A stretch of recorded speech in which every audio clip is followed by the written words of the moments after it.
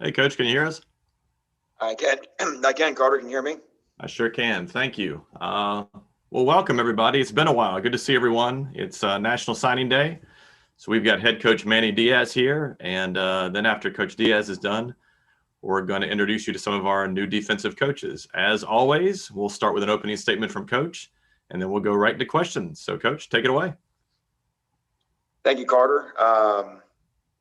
It's a little peculiar. It is National Signing Day, and we're sitting here and we don't have anyone to talk about as new signees, which is pretty unusual for the first Wednesday in February. But I guess that's again shows how how important it was that we got all 21 to sign in mid-December. We were able to add the 3 transfers that took us to our number of 24, and it's great to have those guys. The 3 transfers already on campus, going through our off-season program. I think there will be counted as about 10 or 12 that of the 21 class that will join us in the summer, and it'll be great to get them here. And I do think it's important to note that we are not whole at 85. I think this is an issue in college football.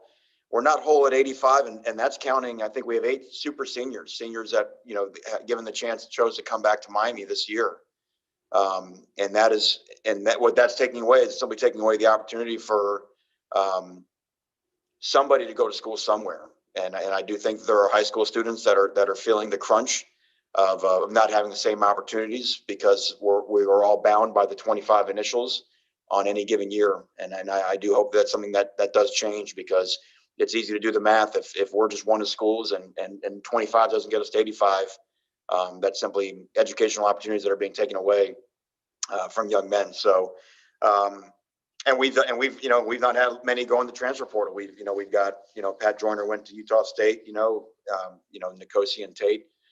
Even though Nikosi's back, but he'll transfer after the spring after he graduates. So with not a lot of attrition, which has been kind of the concern about adding initials. We've not had a lot of attrition, and yet we're still, after signing a full class last year and a full class this year, we're still not at 85. So makes it a weird signing day. Probably have more new coaches to talk about, the new players. Today was kind of a cool day here in the building. We were able to meet with our players on some offense and defensive meetings. Today's the first day with the defense all together that I was able to get in front of them and have our entire new defensive staff introduced. And also today's the day that I was able to tell them that I'll be running the defense for the 2021 season, which definitely has me excited, has me fired up, and excited to work with this staff. Got some really outstanding teachers, some outstanding men, and I think it's great for our players to, I think we'll have great growth. I think it'll be good for everybody to get out of their comfort zone.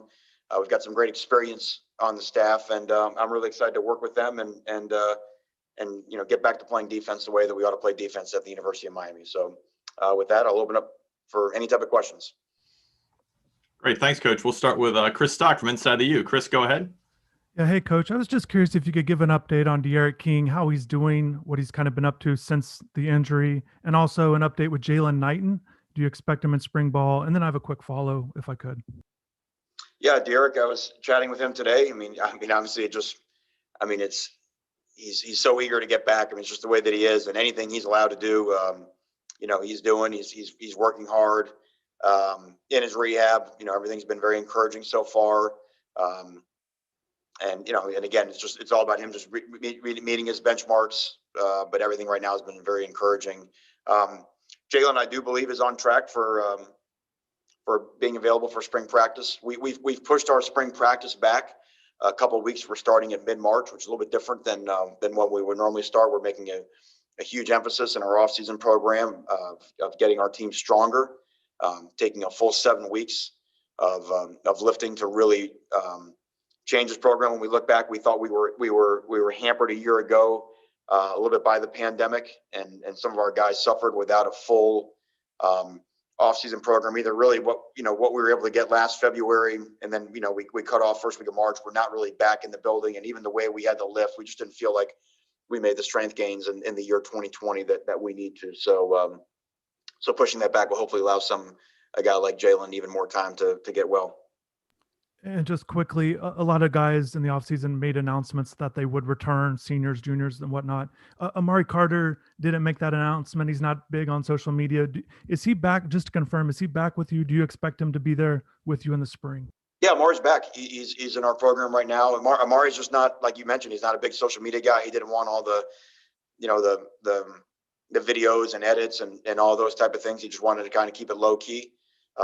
But he's back, and again, I just think what's really encouraging from even when we talked on the last signing day is just we continue to build this program by getting good people to choose Miami, and better Hurricanes were made by getting better Hurricanes, and whether it's the recruits, whether it's the staff, whether it's our players choosing to come back, to me that's the most humbling thing for me in my position, that we keep getting really, really good people to want to be a part of what we're doing here.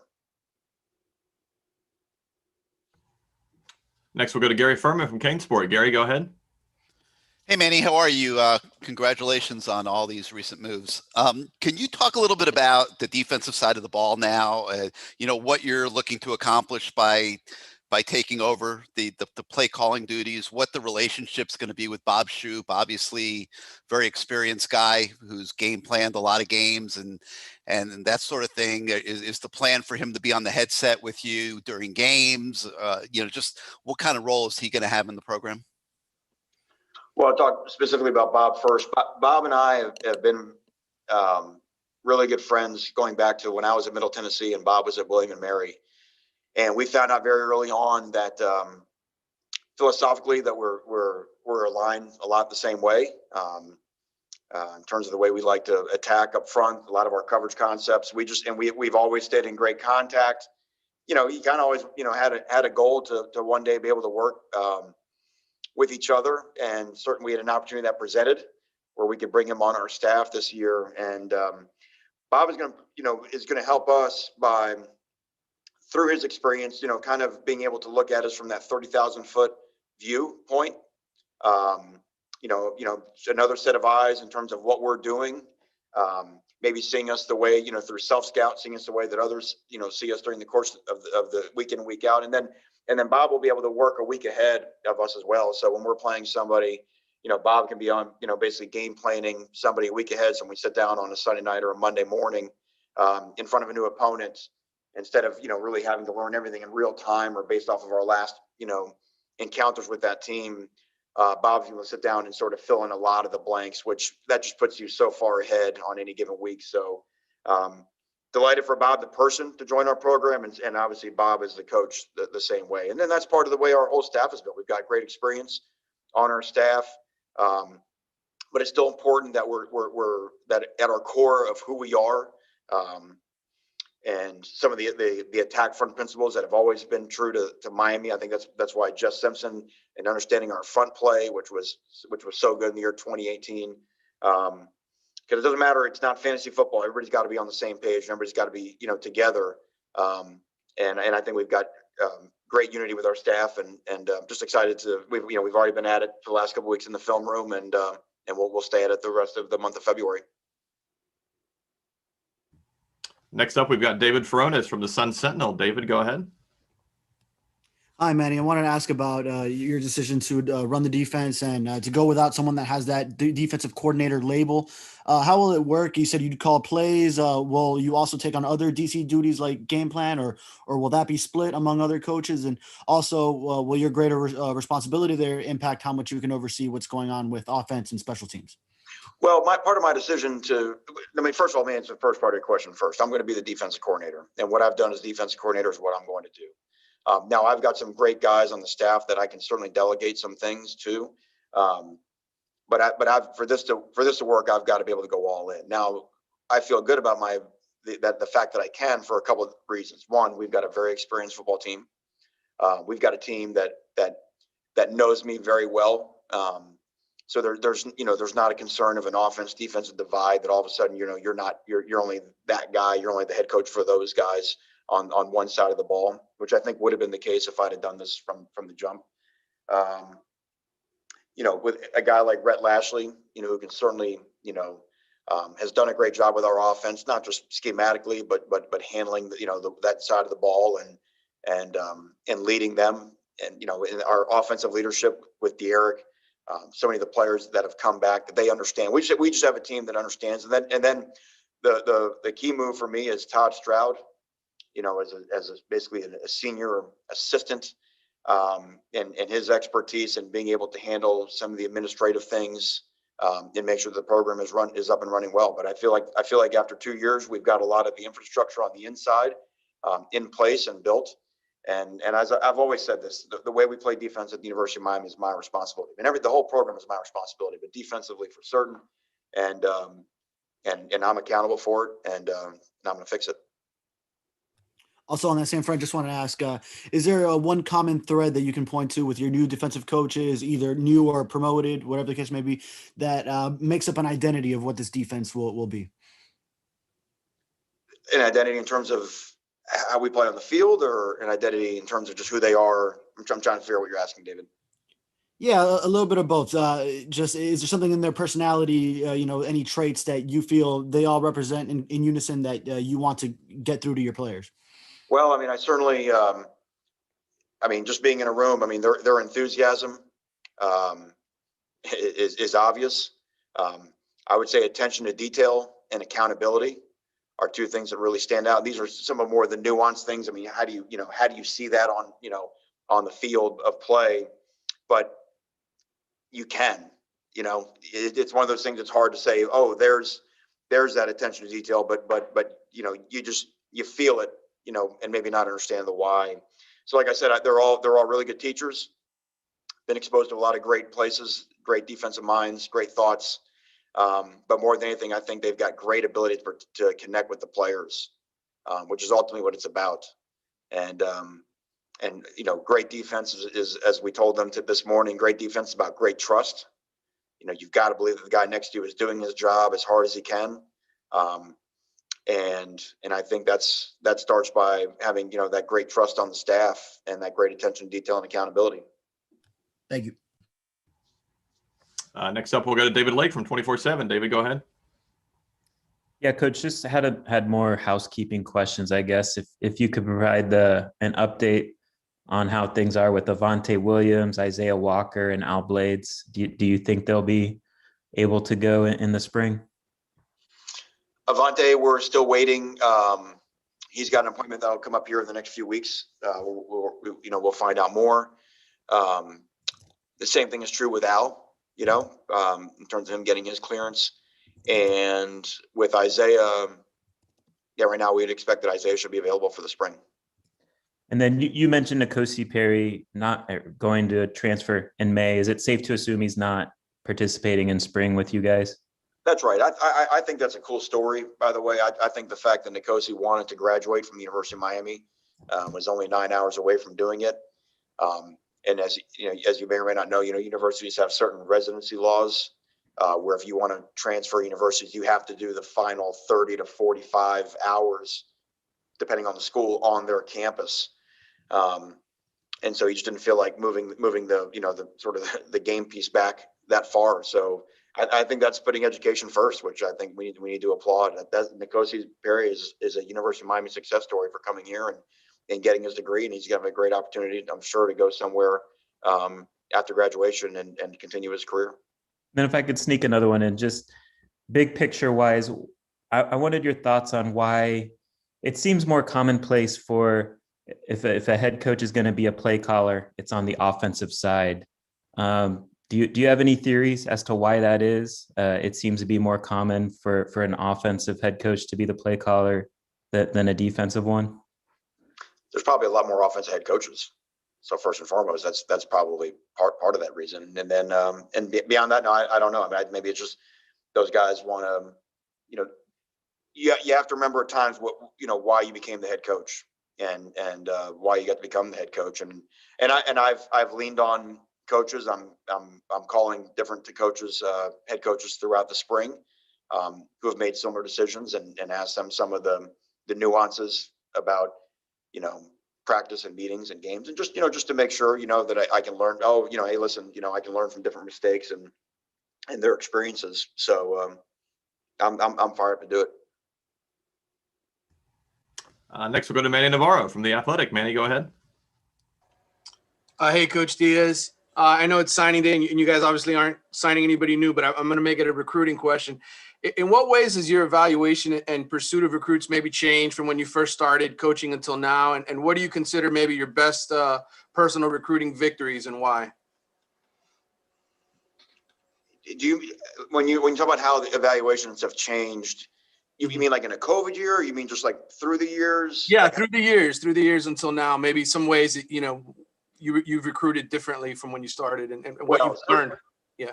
Certainly. I mean, the most dramatic change in 20 years is the speed in which the evaluations come, meaning, how early the recruiting process started. I mean, recruiting used to be a 6-month process at times. I mean, you'd go out in May of the junior year and find out who the players were. I remember Penn State in the 90s would offer players at their summer camp, and everybody thought they were mad to be offering it. That was like insanely early to offer somebody summer camp before your senior year. That sounds absurd right now, because there will be times now that if you haven't offered a sophomore and you're the last one to the offering party as a sophomore, it's crazy. So you're offering on a lot less information at times. As a result, the evaluation process and the recruiting process now takes a lot longer period of time. So it is so different now. I remember, even back my start at Florida State, recruiting against the University of Miami, even when I was at NC State. And I mean, there were great players, I can tell you, that I remember getting their scholarship offer on the last official visit weekend before signing day. It had been last weekend, and they didn't even have an offer. And there's some guys whose names hang on banners in this building who only had 1 or 2 or 3 offers. And that's the access to video. I mean, you had to fly to a high school, usually with a bag of video VHS tapes, and hand that to a high school coach who had to make a copy of a game tape, put it back in the self-addressed stamped envelope you left him with, and put that in the mail and mail it back to your building. So in so many ways, it's so much more streamlined now. There's a lot more information available, but for everybody, because the kids were exposed to a lot more. The unofficial visits is a thing that hardly even existed back then, and now it's almost turned into the official visit. So recruiting, like I said, it looks the same, in the fact that there's still a signing class, but there's almost no comparison to what it was like 20 years ago. The second part of your question, just in terms of recruiting victories. Yeah, I guess from your 20 years of doing this, is there one that you kind of take the most pride in? Hey, this is a kid that we maybe had no shot at, and we were able to convince them or flip them. Just your best personal recruiting victory. I was going to ask all your assistant coaches that today. Yeah, I don't know. I mean, I hate to single out one, but sometimes I think the best victories are the ones where it's the victory in evaluation, Mm-hmm. right? I mean, it's seeing Greg Rousseau as a first round draft choice, without knowing what even position he could play. I think that's the coolest part. I think it's being able to trust your evaluation, not worrying at times about what the recruiting ranking circus says. No judgment there, but just but to prove that what a player looks like, and then can develop him to be a player. So I look at that part. The other part, in terms of actually just sort of rolling up the sleeves and getting to the wars, because I'll be very honest, sometimes that changes based off of the logo on your shirt, or there could be other circumstances in the background. So but I know this. I know that I'm very proud of our staff and our recruiting efforts over the last 2 years, and I think that's really helping to improve our football team. And we're just getting started. I think that's the benefits of that are going to be the foundation of this program. All right, next we'll go to Barry Jackson from the Herald. Barry, go ahead. Hi, Manny. Two things. The first thing is, if an intriguing player should surface in the portal, for example, a linebacker who you think would upgrade you, is there any mechanism you would have at this point to add a player, even if you have additional players leave the program? Well, okay, that's the point I started off on. So is that if you don't get a new initial, scholarships, you can't add another player. And that's where everybody's going to be either capped out, or you may have some teams there's some teams that got their butt kicked in December recruiting. And so they've got a lot of scholarships where they can take guys now because they just struck out on all the high school kids, first time through. So that's a little bit of the nuance in terms of how you try to add somebody to your roster, without having to try to count them forward towards next year's. And there's some stipulations coming in terms of how that's able to work, but yeah, it puts you in a spot where it's difficult to add players, and that's why I say if we're not at 85, I know there's some other programs that are way below the 85 number because they've had massive attrition, and the trick is you'll never have a chance to get back to 85, right? Because once you're below, and if you lose a bunch of lose 20 seniors and you're already below 25, it's never going to get you back whole.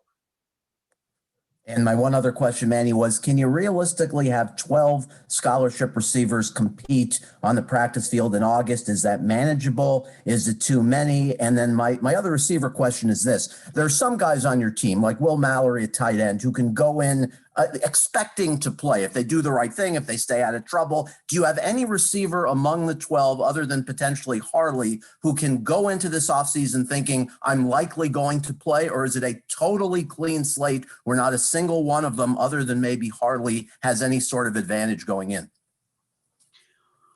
Okay, so the first part of your question, yes, you can play with 12 at wide receiver. That's what we want. Because for us to go at the tempo that we want to play at, we want to have guys that we can roll in. We can get into different personnel groups with 4 wideouts in the game, even 5 wideouts in the game. But for us to be able to put the foot on the gas and really push the tempo the way we want to, we don't want to play with 3 or 4. We want to have some depth. You look at us a year ago, we had, 3 older guys. We had Peyton, who was in and out of the lineup, seems like all year with different types of quarantines. And then we had a bunch of freshmen that were learning on a year when they didn't have spring and didn't have summer. So it's very difficult for freshmen to break into the team. So we're excited about having depth. And then that's going to tie into the second part of your question, which is competition. And I'd rather pull back and on that statement where the whole football team should think that right now we're in a great competition this spring because we have so much depth back. The last thing we would want is to say, okay, we got all this experience back. You guys just put your feet up all off season and, and we'll just kind of get the young guys ready for the following year. That's crazy. The whole idea is we don't want anyone in the program feeling comfortable. We want everyone to raise their level. And so whether you've, caught all the balls that Mike Harley did, or you're a new guy, one of the new talented receivers we have coming in, hey, it's all there to play for. And I think just off the first 2 or 3 weeks of our off-season program, I think the team has that mentality. I think they feel it, that we have really earned nothing. Thanks, Manny. Next, we'll go to Gabby Uratia from 24/7. Gabby, go ahead. Hey, Coach. I just wanted to, you guys weren't able to see a lot of like your early enrollees, a lot of the guys that you guys signed basically all of last year, I guess the early enrollees until they got on your campus. Just pretty much wanted to get an idea of just your impressions of them, like physically. Was there anyone that kind of impressed you that maybe looked bigger than you thought they might have been, or just anything along those lines? Yeah, it's hard to answer that question because your point, it is weird to have not seen somebody for a while, but and right now all they're doing is they're just lifting weights and going to class and study hall and to the training table and those type of things. So no, there's no, oh my gosh, this guy, that guy, whatever. We're just happy they're here, and we haven't, they haven't even done a mat drill or anything yet where we've even seen anybody move around. So right now it's we just got to start step by step. Right now we're mastering the art of being on time, showing up, and giving your best while you're there, and that's what they're learning right now. Next, we'll go to Susan Miller-Degnan from the Herald. Susan, go ahead. Hey, Manny. Why specifically did you make a change in cornerback coaches? What weren't you satisfied with before? And I wanted to know Mike Rump's role now. Yeah, so basically Mike and DVD in essence switch spots. Mike has some real strong suits, and no one cared for the University of Miami more than Mike Rump.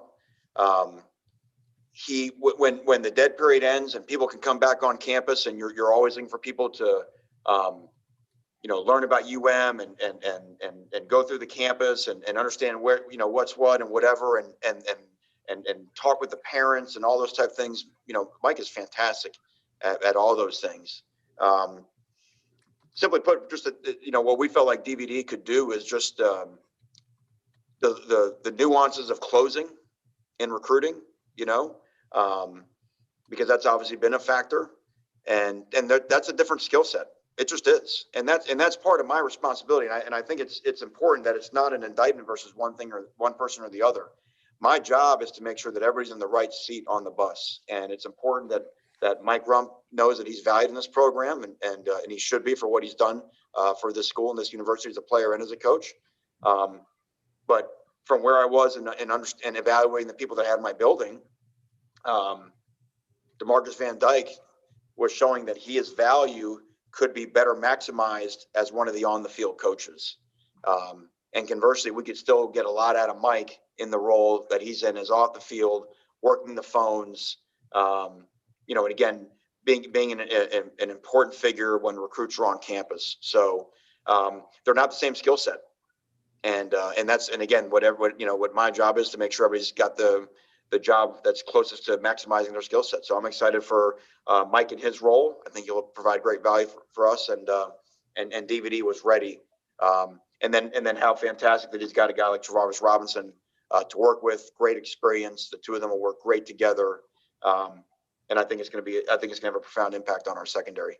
And thank you, Manny. And then the other thing is, I wanted to know specifically, I think I know, but when spring practice begins, when, so fans can know, when is the spring game, and is it open to the public? Is it open to the media as far as practices and stuff like that with COVID still going on? What's the situation with that? Yeah, we're going to wait to make any of those announcements. And even when our spring practice ends may still be in a little bit in doubt. We're still waiting to find out if the dead period is lifted on April 15th or not. So we have time, and we're going to take as what we've learned in the past 12 months. If we have time to make a decision, we're going to take our time. But whether fans, media, anybody, anything, the answer for that right now is I don't know. It starts March 13th. Yeah. That's correct. It starts. That's what I thought. Okay. And one other thing, Manny, do you, with COVID still here, will there be any opportunities? I'm not sure if I asked you this already, to get the players vaccinated. I thought maybe there's some kind of special program with student athletes and coaches, or I don't know, to try to get everybody vaccinated on your team. That's going to go through the university and our medical people on campus who've done a great job of getting us everything we needed just to have a football season, which was not guaranteed last summer. So whether that's starting with campus administration, faculty, coaches, ultimately the general student body, the student athletes, ones in season, the ones like us that are out of season, we will rely on their plan for all of that, and then go from there. Thank you. Okay, we got time for two more. We'll go to David Wilson from the Herald. David, go ahead. Hey, Manny, you touched on it talking about DVD and obviously what he brings to you as a recruiter. I think it's pretty noticeable that he has a reputation as a very good recruiter behind the scenes. Obviously, Travaris Robinson has a good reputation there as well. Did you kind of feel like in the secondary that was just something you guys really needed, a different maybe to improve your recruiting efforts there? It seemed like that was a clear, from the outside, it seemed pretty clear you made that an emphasis point in those hires. Well, I would say we lost a phenomenal recruiter in Ephraim Banda. I mean, the safeties we've signed the last few years have been terrific. But look, the name of the game is recruiting, right? You have to recruit your way to survive in college football right now. So, I already talked through the thought process of maximizing, Mike and DVD's skill sets at this point. But when you have an opportunity to bring a guy like T-Rob into your program, not just for what we talked about in terms of, his ability as a football coach and his experience as a coordinator, but also for what he has done in recruiting. And then again, a local guy, right? A guy that's from here that understands the pride that, that this city has for its football team. And he's always seen it from the outside, and to now, put that U on his chest. And I know for him is very special. For Travis Williams, I know it's very special for him because he's so excited to work with our linebackers, and then to add Jess Simpson and Jonathan Packey, and Jonathan did a phenomenal job with our special teams last year, basically coaching 2 All-Americans. So we feel like, again, I feel like this defensive staff and the mixture of they're on the field teaching, and then they're off the field recruiting. I think we've I'm very excited. I'm excited to come to work every day. Those guys are going to inspire me to bring my best every day, because there's some high energy guys that are very diligent and they know what's going on. And we'll wrap up with Tom D'Angelo from the Palm Beach Post. Tom, go ahead. Thanks. Hey, Manny, I'm wondering if how different your role will be, if it will be any different on game day. I know when you have messages for the defense as the DC, when you obviously your back's not going to be to the field the whole time the offense is on the field. Will those be spread out between the position coaches? Will be a certain person who was delegated to give those messages? How will that work as the defensive coordinator and head coach during a game? Yeah, I think Tom, that's something that'll sort itself out between now and game day.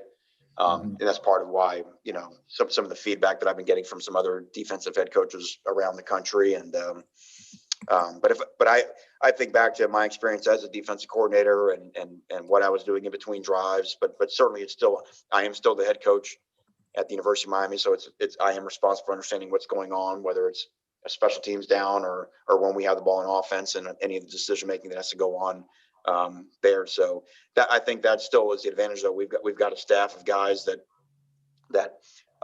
it's so important. And our last staff had the same thing too, is we have guys that we are all on the same page. We can all communicate. We're all speaking the same language. So that the messaging to the players is consistent. And if there's something on game day that we need to adjust and fix, which I think we, pride ourselves in always doing a good job of that in the past, that we can make those corrections in a timely manner to not have to wait till halftime and get fixed what needs to get fixed. I mean, that's ultimately what coaching is. We're on game day, you're in the fix it business. And I take a lot of pride in that. And I know our guys and our staff will as well. And that's part of why we have the experience we have there. Thank you. Great. Thank you, Coach. Thank you, everybody. And please stick around. We're just getting started this afternoon. We'll have the defensive assistants up next.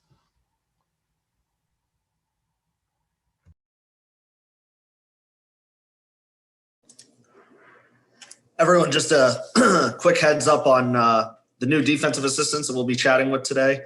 I'm going to push back on any follow-ups. We've only got 15 minutes with each one. I know a lot of people are really looking forward to asking questions, so figure out what your question is and get it in, because we've got 4 guys to go through in a short amount of time. So please, no follows. Thank you.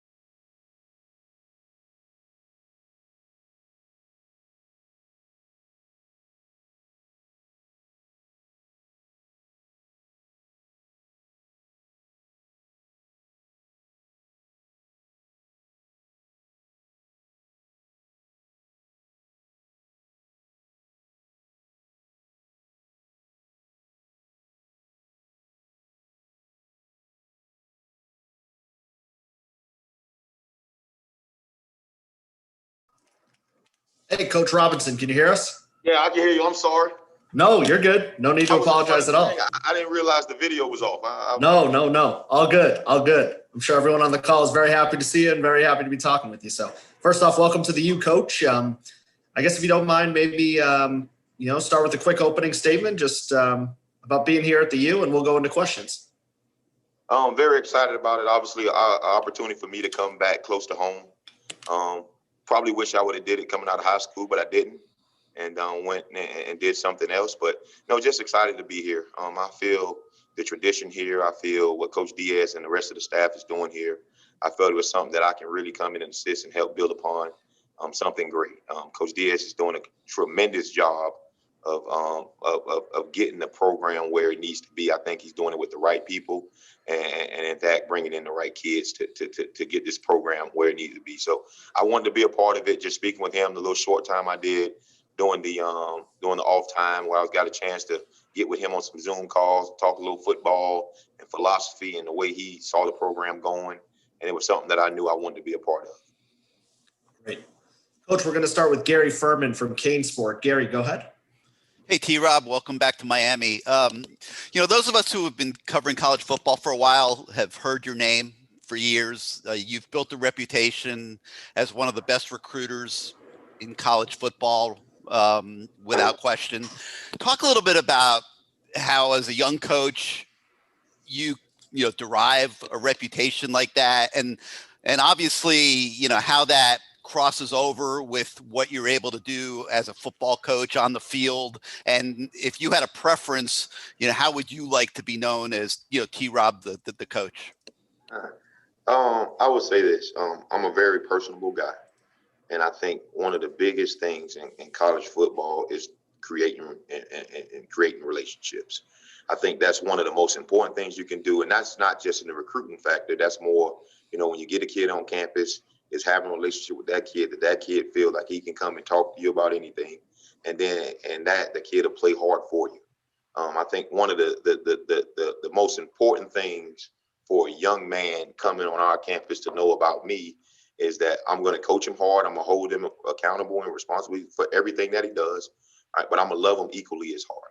And I think that's why I'm successful as far as the recruiting part, because it's the same thing. It doesn't change when I'm trying to get a kid and when I have a kid. One of the first things I did when I got here, one would think, well, I called a bunch of recruits and I'm trying to get in communication with a lot of people. Well, really what I did was got our kids in and I got their parents' phone numbers and their guardian phone numbers, and I reached out to them first. Because the one thing I didn't want to do is have parents thinking that, yeah, he's calling and getting on these recruits of the people that he don't even have, and he's not taking care of home first. And that's never been the way I like to do things. So, again, that goes back to just the relationships and doing the right thing. And I think that's kind of how I got the reputation. And then your final question, how will want to be remembered? Not only can I recruit and get your kid, who's a number one player or whatever the case may be, when I'm going to develop him when he leaves here, he's going to have that same opportunity to be the number one player again, getting ready for the draft and things like that. And that's kind of, how I would like to be remembered. So evaluating talent, and then when you get in the talent, developing the talent, that it can be successful and is a good product that we're putting on the field, whether it's Saturdays or transitioning to Sundays. Coach, we're going to go to David Ferones at the South Florida Sun Sentinel. David, go ahead. Hey, Coach, you've recruited South Florida plenty over the years, as also Gary just mentioned, but how will recruiting the local area now be different for you in trying to keep kids home as opposed to what you're used to doing all those years and draw them away somewhere else? I guess it'd be the difference between buying a house and selling the house. When you're buying a house, you're looking for all the stuff wrong to get the price down. All right. When you're selling the house, you're trying to make it look as best you can, so you can charge people more money. I guess the thing for me that's a little different, I can kind of utilize my experiences, right? Like, why didn't I come to University of Miami is a question that if I was a parent, I'll ask. Did you have an opportunity to come? Yeah. Why didn't you come? Well, the first reason I didn't come because I didn't give it a realistic chance, because I always thought that it was so close to my house that I knew about it, when in actuality, I didn't know about it. My first time really walking on campus was when I got here this time. I didn't know how beautiful campus was, to be quite honest with you, and how much of a campus it looked like when you step inside the doors. And that's one of the things that I will tell them. And then the next part of that is it's a little different, right? I went 10 hours away from school to go to college. And then after the games, I'll walk out of the stadium and I'll see my parents. I'll see other people's parents giving them hugs, hanging out with them, doing all that stuff. Well, my parents wasn't able to come to that, right? It was a financial burden to be able to come 10 hours, get a hotel, rent a car. That they didn't get a chance to do that much. So I missed that part of it, and it wasn't fair because my mom never missed a game in my entire life until I got to college, where she just couldn't afford to come. And that wasn't fair to do to her. And that's one of the things that I regret, like in my process of not giving my mama the equal amount of time and the equal amount of opportunity to come to the games like she had came when I was in Little League and when I was in high school. So that's kind of the spiel for me, and that's the truth. Coach, we're going to go to Manny Navarro at The Athletic. Manny, go ahead. Hey, Coach T-Rob, welcome back home. I asked Coach Diaz earlier a recruiting question. I know there's no necessarily any recruits to talk about today, but what do you consider your best personal recruiting victory, and why? And I guess in what ways have the recruiting services, maybe changed things for you as a recruiter in your evaluation and pursuit of recruits? My best recruiting battle. I had a bunch of them. I don't know what would be my best. My easiest was Vernon Hargraves. It was unbelievable to get a player that talented, and didn't have to do a bunch of stuff. Parents was kind of stay the course. I knew the dad he recruited me when he was coaching, so that was the easiest. The toughest will probably be, I guess, our pursuit of Dante Fowler. A guy who came to us when we were at Florida. He was a talented young dude who was committed to the other school up top in Tallahassee, and he ended up coming down to our place, and I couldn't believe it because I didn't believe him. He told me he was coming the whole time, but I just didn't believe it, and we kept recruiting him, and he ended up coming. But I'd probably be one of the ones that I wasn't so certain about, I guess. but I done been in a bunch of tough battles, man, in my life. I done won some and I done lost some, but I done won a lot more than I done lost. Coach, we're going to go to Barry Jackson at the Miami Herald. Barry, go ahead. Hi, Coach. Just wanted to ask you if you've had a chance to watch any tape and what your impression is of the quality of your safety room, obviously with 3 veterans with Bubba, Gervin Hall, and Amari. And also, when you look at James Williams, what do you think as far as how good he can be? Does he remind you of anyone? I think our guys are extremely talented. I think it's some things that we can do from a discipline standpoint, technique standpoint, that we can do a lot better. And that was kind of the meeting that we had this morning. What was that? Like doing the little things right, whether it be eye control, whether it be proper angles of tackling, whether it be staying in the middle of the field, whatever the case may be, it's the little things. And the thing that my message then, when you take care of the little things in life, the big things will take care of themselves. And that's something that my high school coach instilled in us when I was in high school. And it's something that we need to get back to the basics and the details of your job and do your job. And that was kind of what we did. As far as the talent of the guys, I think they're extremely talented. I think they can play man-to-man. They can play zone. They can do some different things like that. I think they have some game reps behind them. And I think, sometimes, we got to break some of the habits that they have because they've been doing them for a while and get some of that part of it out of there. But I think it helps with new coaching staffs able to do it because there's going to be some different individual drills they're going to do. There's going to be some different way of explaining things that will happen. So I think it'll be good for everybody to kind of get out of their comfort zones.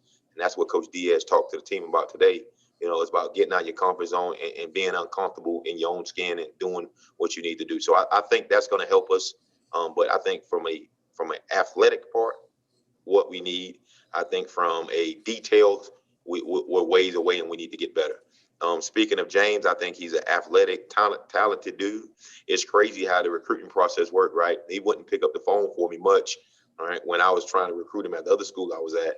And then now, look at me now. So I called him as soon as I took the job, and I said, you've been running away from me for 2 years, all right, and telling me you're going to come down, you're going to hang out, and you never came. Now you got to be nice to me because I kind of control your playing time. So I was messing with him like that. And same thing for Cameron Kitchens and those guys. I mean, it's no different. Those guys didn't want to talk to me a couple of months ago, but now all of a sudden I'm their best buddy. So it's been fun to tease those guys. And I see a lot of guys here that I recruited over the years that didn't come and here now. And I say, well, I just had to follow you, right? So you didn't come where I was at. I came where you were. And you talk about Elijah and some guys like that I just been knowing. So I'm excited to see some of these guys.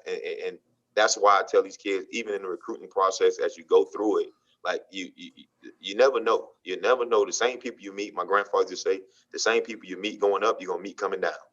And if you do things wrong and you're not handling your business the right way, well, then stuff like this happen, right? The coach come there and then now you've been a guy who wasn't a good guy, then that's a problem. But, those guys were great guys. Everybody handled their situation appropriately. So I'm excited about these guys, man. I'm excited to be here and be the new guy and get out of my comfort zone. To be honest, I've been with Coach Muschamp for 10 seasons consecutively, and I GA for him before that, a couple of years prior before that. But it's good for me to get out and do some different things, learn some different ways of doing it. It's more than one way to skin a cat. And I'm excited to learn this way, and it's been going good so far.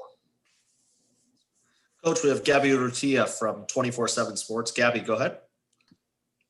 Hey, Coach.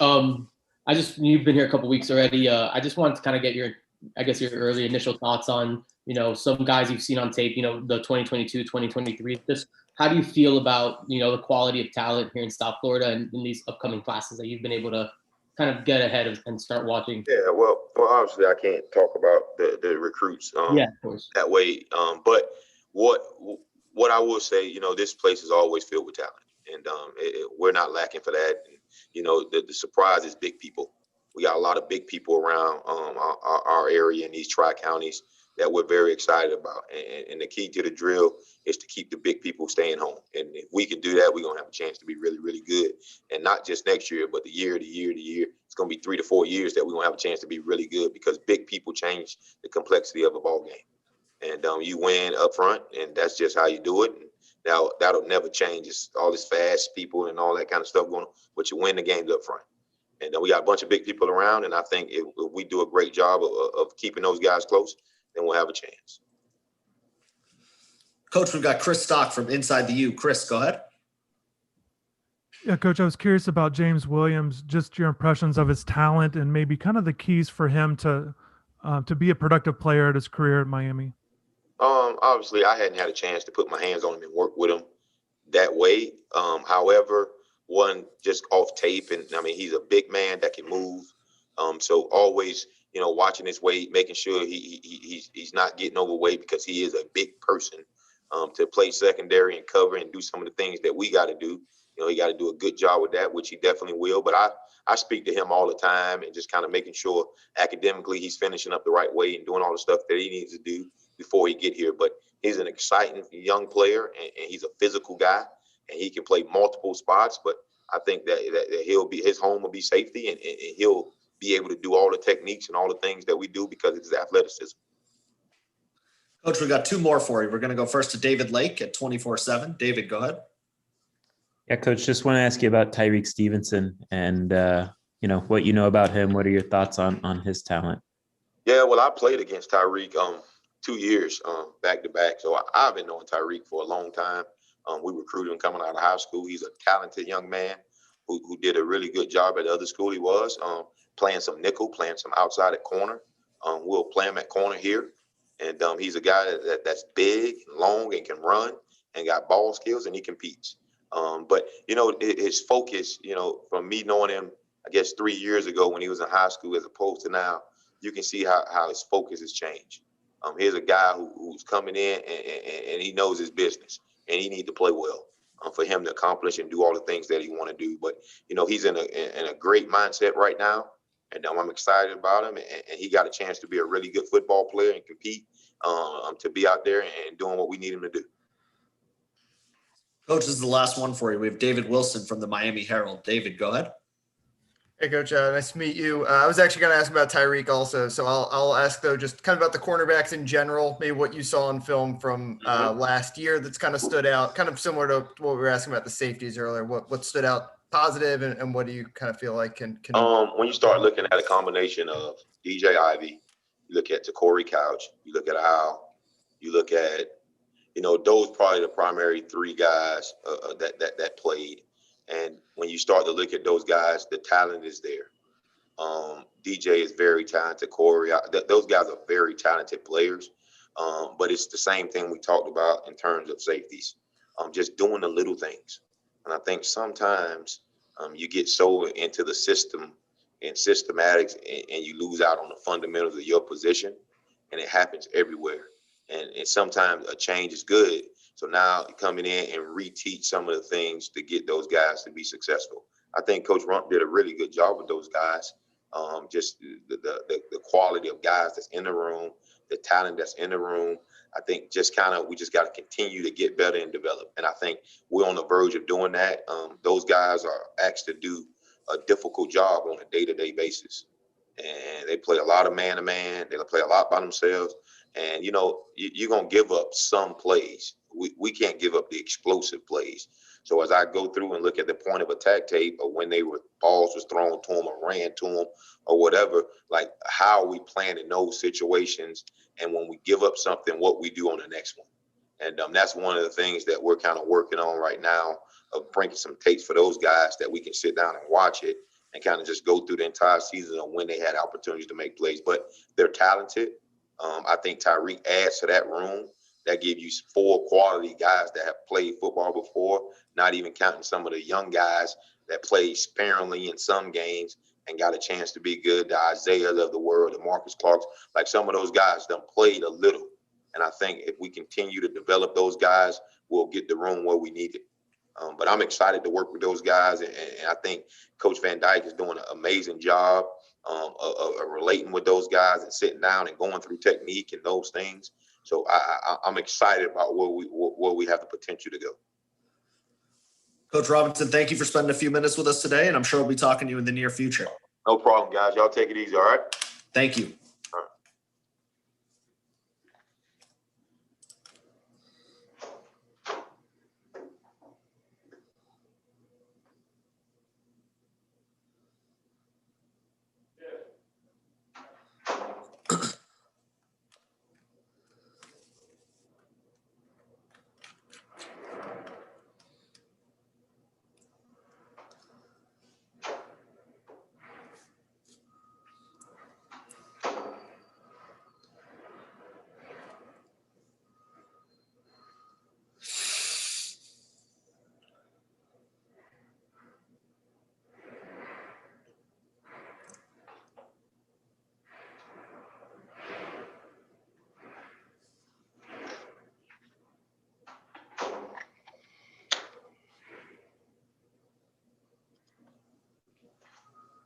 Coach Simpson, how we doing? Good. How y'all doing? Great, great. Welcome back. Great to see your face again. If you don't mind, Coach, maybe we'll have you start with just a quick opening statement about being back in Miami, being back in Coral Gables, and we'll send a few questions your way.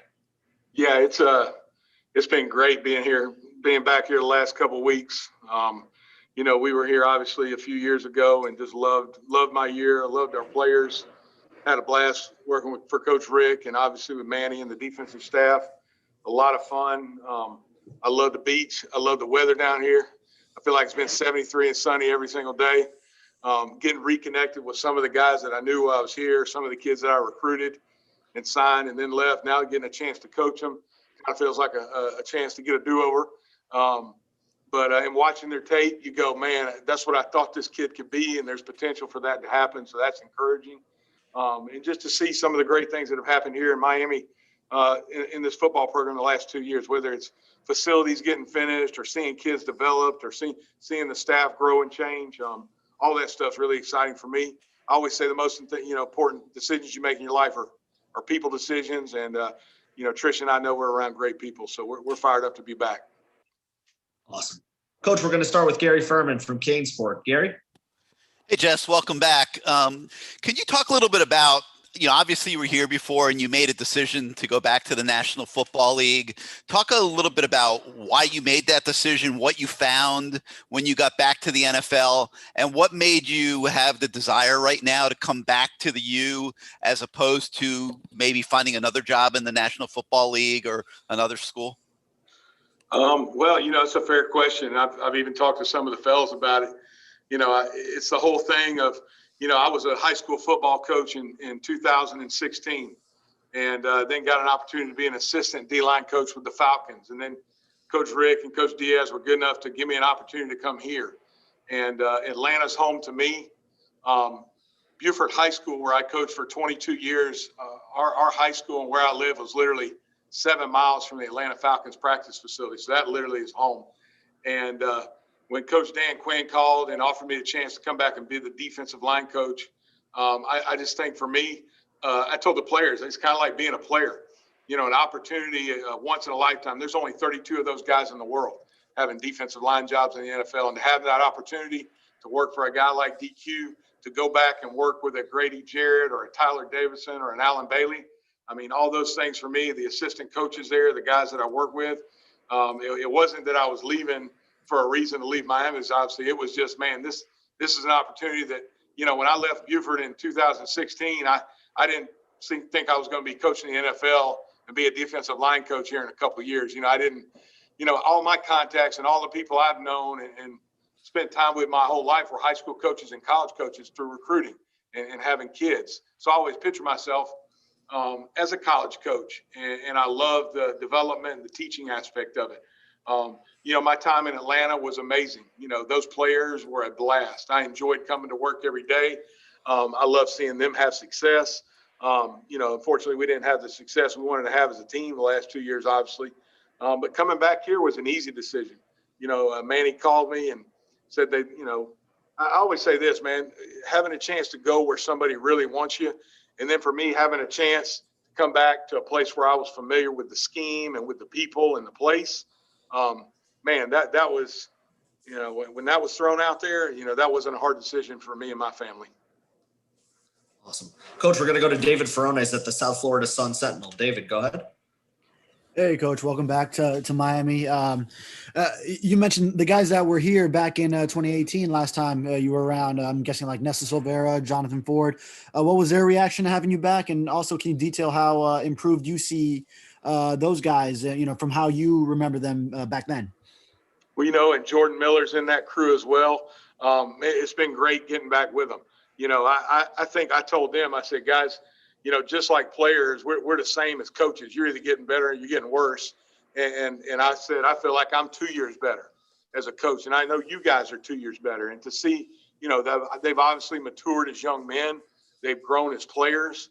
And I think there's tons of potential for all three of those guys you just mentioned to really take another step in their game. With the work they've done in the offseason, the strength they've gained, their speed has improved. Their knowledge of the game has grown. And I think we can go to another place. So that's been a lot of fun for me to get back plugged into that part of it as well. Coach, we've got Manny Navarro from The Athletic. Manny, go ahead. Hey, welcome back, Coach Simpson. I wanted to ask, I know it's a national signing day, obviously no new recruits to talk about, but I want to ask you about DeAndre Johnson, who is obviously coming over from Tennessee, just your early impressions of him. And then also, from a recruiting standpoint, what you're looking for in these next couple of classes, traits that maybe just mean a lot to you when it comes to defensive tackle and defensive end. Yeah, start with DeAndre.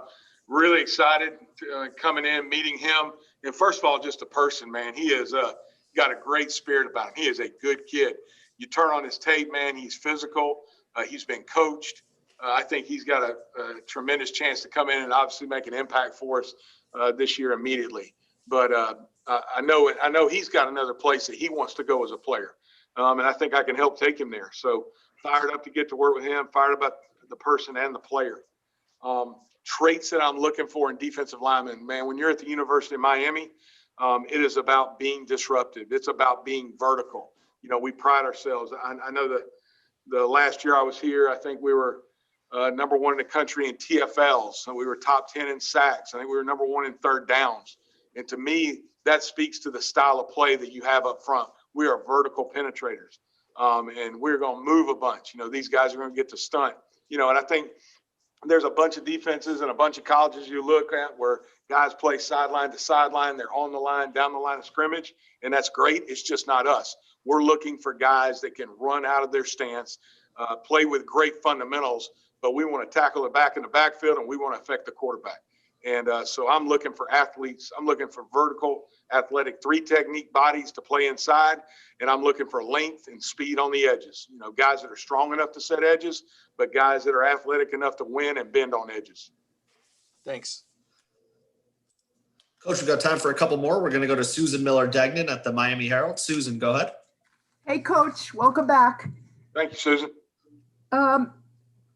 So you worked with Mark Richt before, right? As a coach, and Manny was there, obviously, as a coordinator. Just wondering about the differences, maybe, in coaching styles, personalities, philosophy, and also what it's going to be like to go back to Mercedes-Benz Stadium, right, to start the season. What's that like? No doubt. That'll be fun to go back home and get to see a bunch of family, and hopefully COVID's passed by us and that place will be packed, and that'll be a lot of fun. The differences and similarities, what's similar is those guys are authentic. They're who they are. Coach Rick, as you guys, everybody well known, just the person and the leader he is and still is and was obviously here as the head coach. He had his style and his way of doing things. Obviously, he was an offensive head coach. Today, Manny spoke to the defense, and it was funny. I said something to him afterwards, speaking at a lot of high school clinics about leading your high school program. I've always said to guys, remember why you got the job. I think when you become the head coach, you always have to remember why you got the job. And hearing Manny talk to our defense today, he sounded so at home and so on point and so on message. Manny's here because of the job he did as a defensive coordinator at the University of Miami. And this is his town. This is his people. This is his place. And Manny is just, Manny is a really, really smart guy. He's got great people skills. I think the kids know and love and respect and trust him. He's just true to him. And I think, that's the fun part about it when you're working with guys who know who they are and they know what they want to do. They know the people they want to surround themselves with. You know the direction of the program and you know where you're going. I think that's what gives you a chance to be successful. Thanks. Coach, this is the last one for you. We got Barry Jackson from the Miami Herald. Barry, go ahead. Hi, Jess. Aside from DeAndre Johnson, you don't really have a defensive end who's played a ton there. Obviously, McLeod moving from linebacker. You have 6 to 8 young guys, Chance Williams, Cameron Williams, Harvey's played some. Do you have any sense what you have with those 6 to 8 young defensive ends? And I was going to ask you, just for housekeeping, are Blissett and Elijah Roberts ends or tackles for you? Well, I'll talk to the ends first. The first two things I see are potential and competition. All those guys are in the same boat. And the cool thing is, I think all of them have great traits and attributes about them. They all can be special.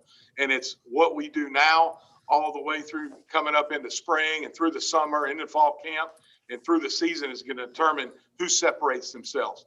Obviously, I always say this, guy, I always say this to players, like good tape is speed of play.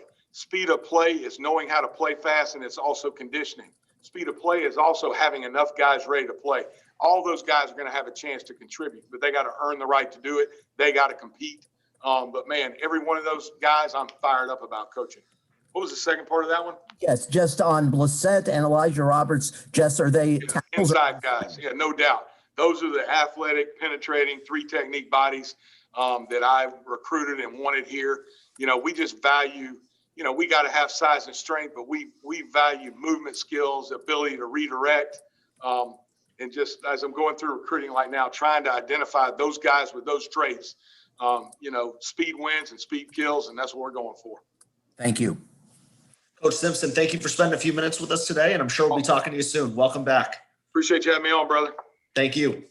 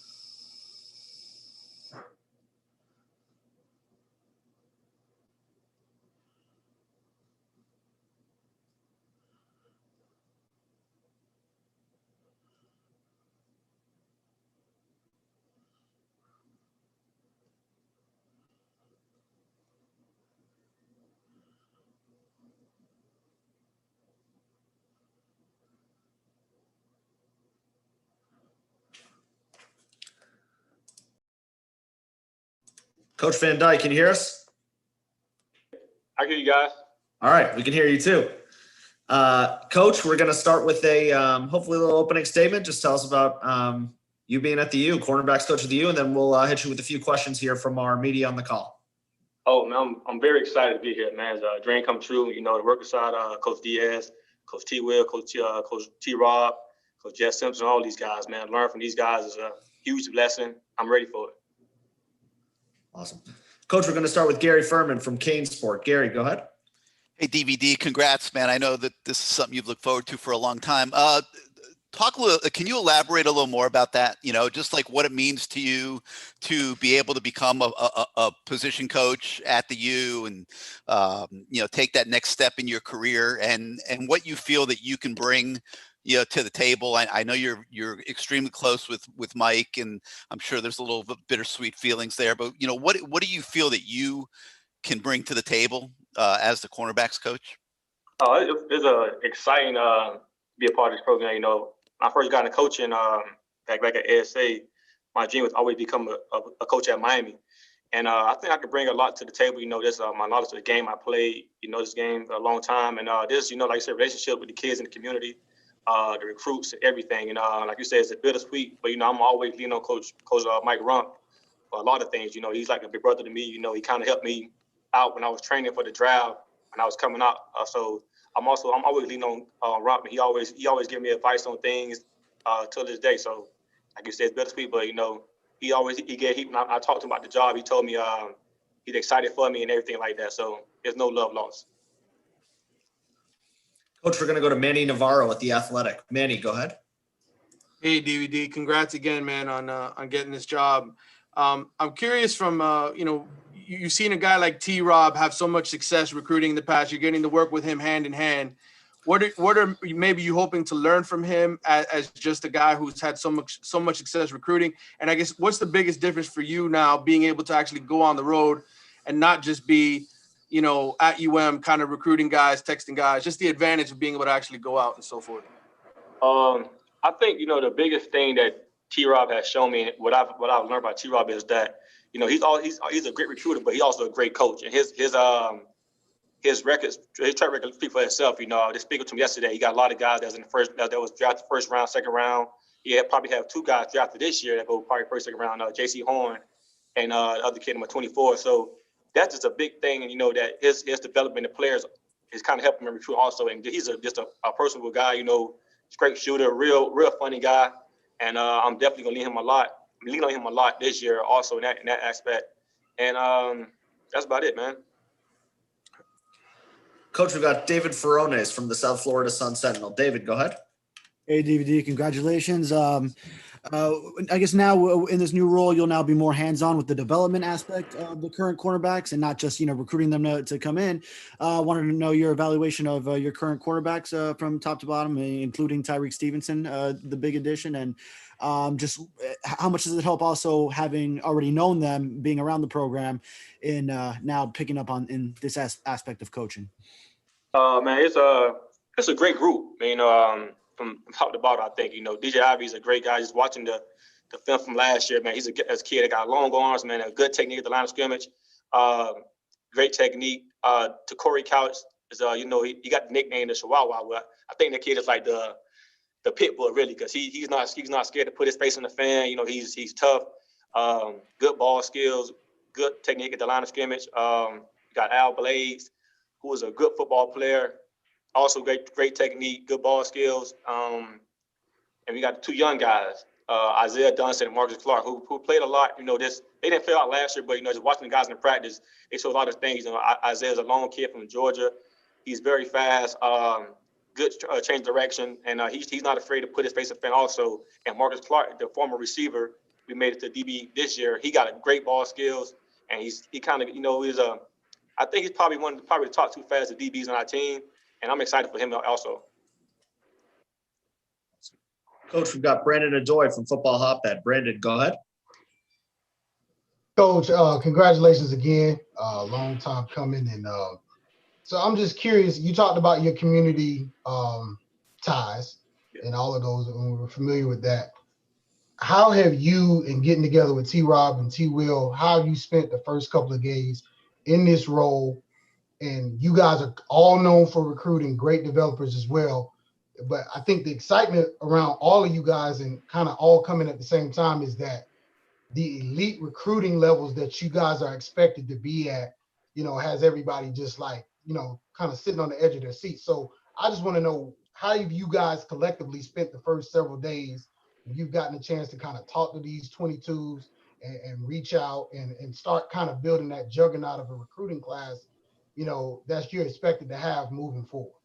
Well, basically, man, we kind of like, when me and T-Rob got here first, we basically just sat down and watched all the guys from South Florida, all the crazy calls to California, just watch the top guys and pretty much trying to see what we need to make the program better. And when T-Will came, we did the same thing for the linebackers. And like you say, this is pretty much the relationship we got. We starting to build with these kids. Basically, great kids will play with great kids, just like last year's class, James Williams and LT was the headliners of our class. When we got those two guys committed, all the pieces start falling after them. I think we just got this start getting the kids that, that's the great kids, the great character kid, the kid that fit our program. And that would just pretty much, have everybody follow them after that. If you get a guy like I said, James Williams, he pretty much, once you got him, he just started like falling into place. So I think once we start doing it in this class, everything will be okay. Coach, we've got time for a few more. We're going to go to David Lake at 24/7. David, go ahead. Hey, Coach. Wanted to ask you about, so Manny Diaz used the phrasing of the reason why he thought you'd be a good fit at cornerbacks, Coach, is because you might be able to improve on the nuances of closing on the recruiting trail. I guess just what does that mean to you? And what do you feel like it takes to be good at closing the top recruits? What do you have to do to get that done? Hey, I got a picture of me and you, man, from my freshman year. I gotta send it to you at the banquet, bro. I gotta send it. It's crazy. I gotta send it to you, bro. But I think it means a lot that Coach Diaz think highly of me like that. But I think it all started with this relationship with the kids and their parents. But mainly the parents, because at the end of the day, like my recruit, my mom would have the final say so. I can say I'm gonna go to X, Y, and Z and everything else, but my mom had the final say so. I think this relationship with the parents and making sure, like, hey, look, I'm gonna take care of your son. I'm gonna make sure your son gonna leave here with a degree and an NFL contract. Because the parents care about academics more than anything. They don't care if they can't play a lick of football. They care about academics. Once you pretty much instill that in them, everything else is like pretty much easy peasy. DVD, we got two more for you. We're going to go to Chris Stock at Inside the U. Chris, go ahead. Yeah, Coach, obviously a lot is made of, your time at and local in the community. I was curious about your NFL experience. Guys asking you about that, or what's maybe the biggest thing as a coach, as a guy that played in the NFL, that you can tell the players as they try to reach that goal? Yeah, I get a lot of questions like from my players about, just how the NFL and just football questions. But mainly I tell a lot of guys, man, special teams is the key. Everybody not gonna be a first round draft pick or a second round draft pick. You got to have guys that pretty much, special teams and have their earn your right on the field. And that's how what I was talking to the freshmen about, Isaiah and Marcus Clark yesterday. Like, look, you guys are freshmen. Back then, freshmen redshirted. You didn't play. So the way you go on the field, special teams. So that's why I try to, I get a bunch of questions, things like that. And I try to tell these guys, look, man, you get to the next level, you got to put in the work on and off the field. And I think it's paying off what I'm saying. I see a lot of guys doing extra work now. So hopefully, man, it shows in the field in the fall. All right, I lied, Coach. We got two more for you. Susan Miller-Degnan from the Miami Herald first. Susan, go ahead. Hey, DeMarcus, welcome back. Okay, so how different is it relating to Manny Diaz as a head coach now that you're on the, technically on the coaching staff as opposed to the recruiting realm? What's he like for you? And I guess your head coach was Randy Shannon, right? When you were there? Yeah. Yeah, and obviously a defensive guy also, but Oh, so you comparing the two? compare the two if you want, and also just what Manny is like now that you're on the staff. How is it different? Me being on the staff, I think it's still the same. From when I was just a QC, Coach Diaz he's always the same guy. Respectable guy. He treats everybody the same, down from the custodian all the way to the AD. He's respectable guy, man. He respect everybody in the building, and he respect everybody to do their job at the high level. So I don't think anything changed. I think he just, I think for me, I'd have to pretty much do extra just to pretty much to hold my weight around here. And I think, as comparing the two, it's hard. They're two different guys. They, like you said, they both fits coaches, but two different guys in their own right. Thanks. Awesome. Last one for you, Coach. We have Gabby Urrutia from 24/7. Gabby, go ahead.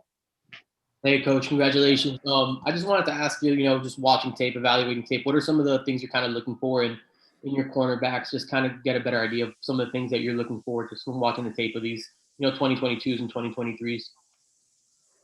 Say that again? Yeah, just some of the things that you're looking for in your cornerbacks when you're watching the tape of some, like the 2022s, 2023s, just some of the things you're kind of looking for specifically, just in cornerbacks that you kind of like. Okay, well, I look for those guys who gonna have that swag out there, who gonna play with no type of fear. As cornerback, you're gonna get beat, but it's all about the next play. When I was in the recruiting department, I didn't watch highlights a lot. I kind of watched the game film so I can see how the guy plays, in between playing things like that. But I'm looking for guys who gonna have they get an interception, they looking to score. Guys who not afraid to tackle, and just game changers. We need game changers. Awesome.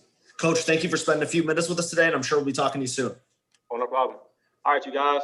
Hey, Dave, I'm gonna send it to you, okay, man?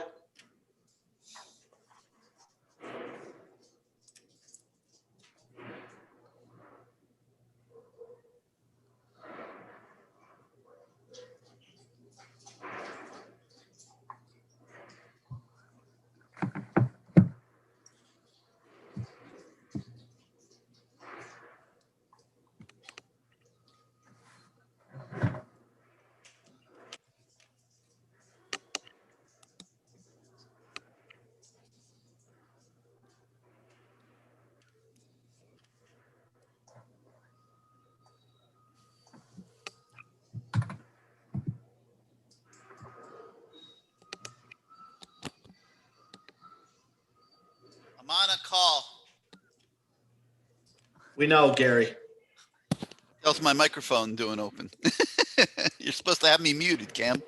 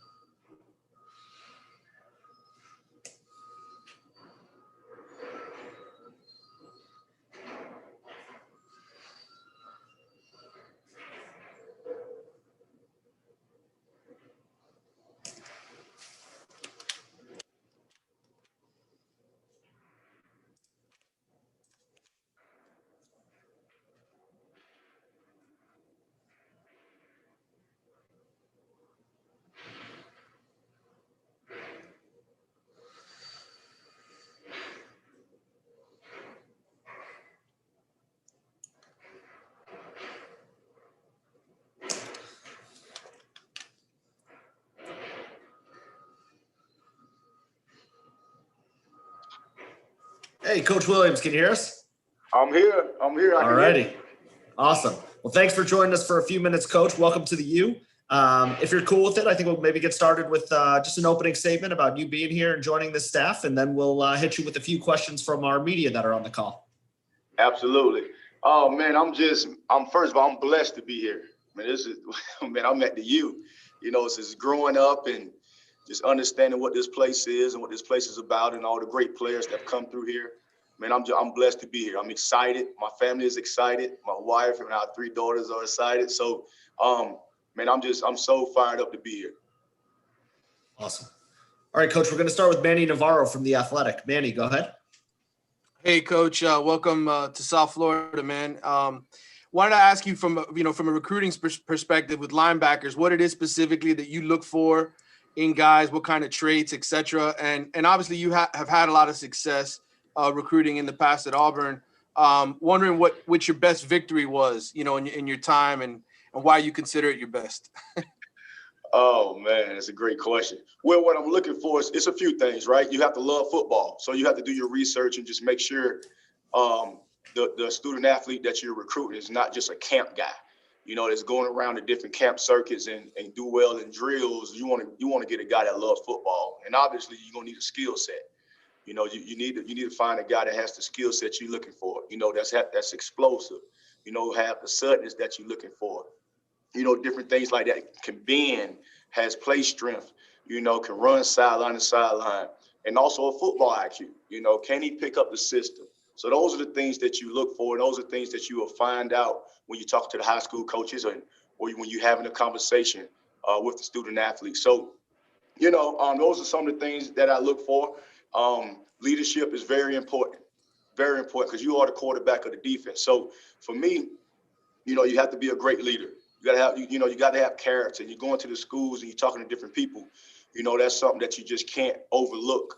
But definitely the skill set things that we talked about. And as far as the greatest victory, I don't know, man. That's a tough question. So I can't really answer that, because that's tough. Because I think all of my guys, are great victories in their own right. You're taking the kid and you're giving them an opportunity to come play at a university and get a free scholarship. I really feel like all of the guys are a victory. Because for me, if I'm recruiting, you're a 5-star to me. I'm not just, because you got to be someone, hey man, you got to pay the house note. So I have my own star ranking. So, if I'm recruiting you, I think you have the skill set to win a championship. So, that's just kind of how I look at it. Coach, we've got David Furones from the South Florida Sun Sentinel. David, go ahead. Hey, Coach, welcome to Miami. On top of coaching, I understand you also got some bars. How did rapping start for you? Do you recite written rhymes, freestyle, both? And do you already have some raps in mind for your new linebackers or anyone else on this team? Well, I have a music background. I love music, just like everybody loves music. It's poetry, and so it's just one of those deals that I just kind of love to do. Now I don't just be at the house in the studio rapping. That's not what I'm doing. But I have a way with words, and I just try to put words together. And because it started when I was playing for the Falcons. Most guys will leave and they'll go play golf, and I was going to the studio just having fun in Atlanta, and that's kind of how I got started. Coach, we've got Gary Furman from Kane Sport. Gary, go ahead.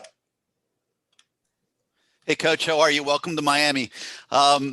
So T-Rob and you I was talking to different people up at Auburn and around the SEC and stuff about you when it looked like you were coming here. And people talk, that compared you a lot to T-Rob and that you guys have similar personalities and similar effectiveness as recruiters and the same approach to a lot of different things. How well do you guys know each other? And has that sort of evolved, if it has evolved by accident, or is T-Rob a guy that you've tried to emulate as you've moved forward in your career? Can you just talk a little bit about that? Yeah. That guy T-Rob, I don't know him and I don't like him. When I see him, I'm gonna punch him in the face. But no, that's my guy. That's it. That's my brother. You know, I've been knowing him for 20 years. A great friend of mine. Somebody that I respect. Somebody that's a really good football coach. Obviously, he's a good recruiter, but he's a really good football coach. Really good friend of mine. As far as like emulating them and different things like that, I think I'm my own self, you know, and then T-Rob is his as well. But we've been knowing each other a long time. I know him very well. His son is named Travis, so that just goes to show you how close we are. Coach, we got Chris Stock from Inside the U. Chris, go ahead. Yeah, Coach, just kind of curious about the messaging to your linebacker group. I know you touched on what you like in a recruit, but also to the current guys, for them to earn playing time, it's going to be a battle. I assume maybe you're messaging to them what you're looking for. You know, really, I think before we even got into X's and O's, I really wanted them to understand, like, we are at the U, which I really think is linebacker U. Like, we went over all the linebackers that came through here. So they just have to understand that these guys that laid the foundation and laid the bricks around here, when they watch them play on Saturdays, like, you got to understand, these guys really take this serious. These guys, like, when it comes to playing football, especially linebacker, you know, at Miami is just, man, they have to understand that. So my whole deal was just making sure they understood. Like, so I had them go on the board. I say, hey, man, write down a great linebacker that have come through here. I wanted them to write it down. So every day we go on a meeting, they'll be able to look at that and see it. Obviously, you know, you're going to play for your family and you're going to play for your teammates, but it's that extra layer of just that extra fire that's in you, just understanding the linebackers that came before you. So just, I think it's something that's huge for anybody to know the people that came before you. And know we're not just out here playing football. We represent something. You know, we represent the name on the back of our jerseys, and we represent the name that's in front of our jerseys, and the guys that set in those, well, not in the meeting rooms that we have, but you know what I'm saying, set in the meeting rooms, and we're linebackers here. So I just think if we just start there, and also just a mindset of being, you got to be coachable as an 8th grader. Have a coach me, coach attitude. You know, like I'm here to coach you and get you better fundamentally, teach you football. You know, so just be coachable as an 8th grader, have a coach me, coach attitude, and we're gonna reach all the goals that we're trying to reach. Coach, we're gonna go to Gabby Urrutia from 24/7. Gabby, go ahead. Hey, Coach. Welcome to Miami. Just wanted to kind of get your thoughts on, you know, some of the talent you've been able to evaluate locally and stuff like that, you know, and also just kind of how you plan on utilizing, you know, your ties obviously to, you know, the South, like the Georgia, Alabama area, with also the understanding that Miami likes to recruit locally and kind of build on top of that. So just kind of like your thoughts on all those things. First thing, you know, you just realize is, man, it's a ton of talent right here in our footprint. So we definitely have to take advantage of that and, you know, really attack all the student athletes that's in this area that we think can come help us win championships. And then, like you said, just in the South period, man, just it's all about relationships and connections, you know, and it's about also building those relationships as you go. So if we just use that, I think we'll be fine. But obviously, man, it's loaded down here. That's why so many schools come down here. And we're trying our best to keep them down here with us. Coach, we got time for a couple more. We're going to go to Brandon Adoy from Football Hotbed. Brandon, go ahead. Coach, welcome to the crib. The crib, I like that, baby. I mean, you kind of talked about this already, the legacy at your position group. And that's sort of the question that I had. Your position is kind of in transition, and it's been sort of, you know, with the guys that are currently on the team.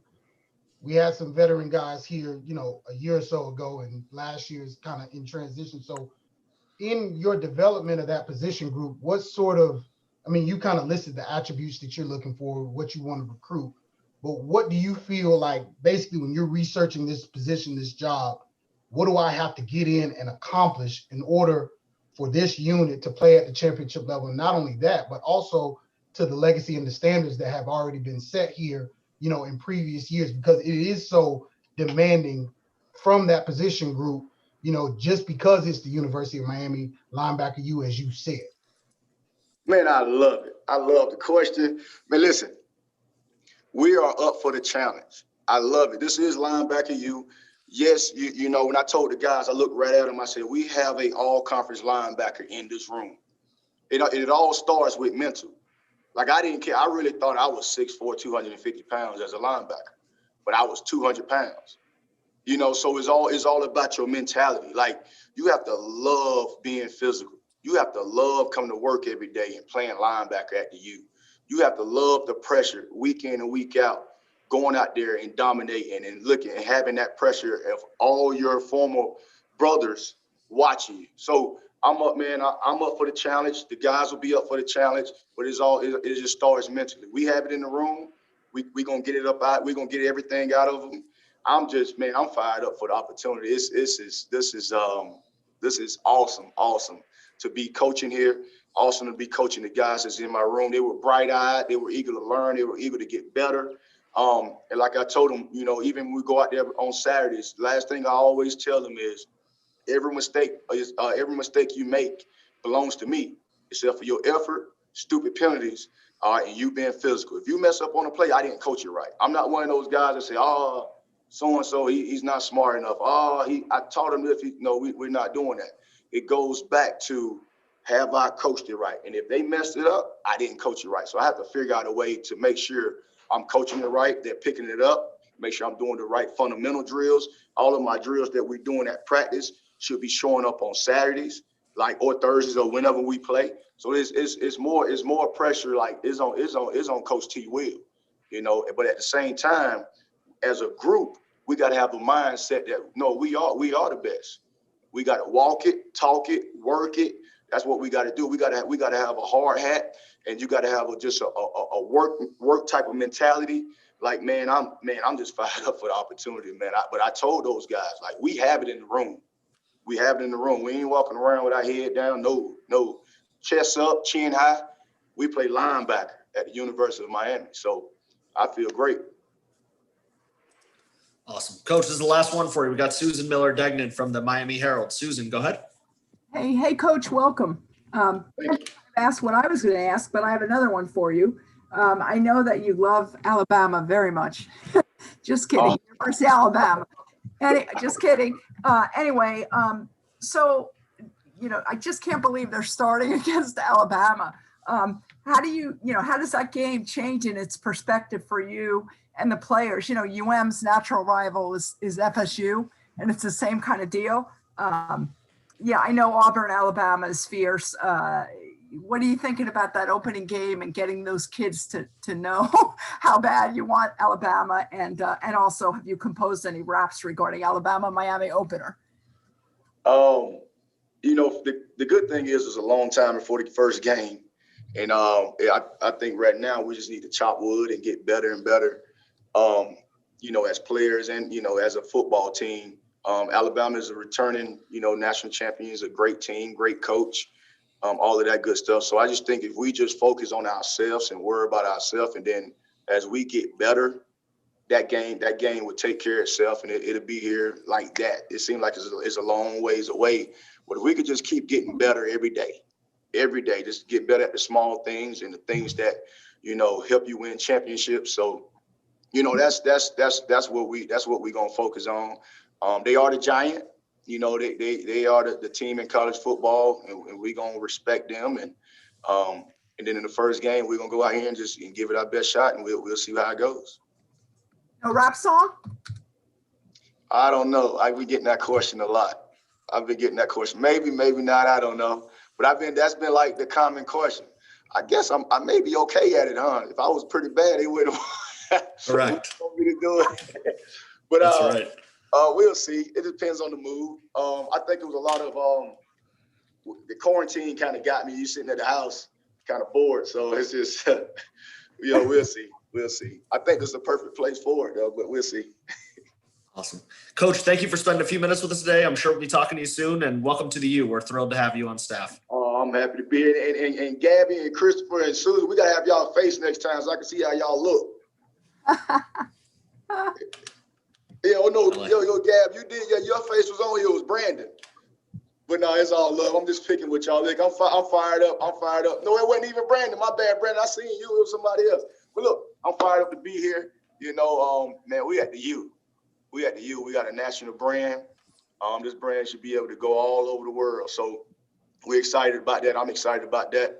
Man, I'm just excited. I'm fired up. So Coach, thank you very much.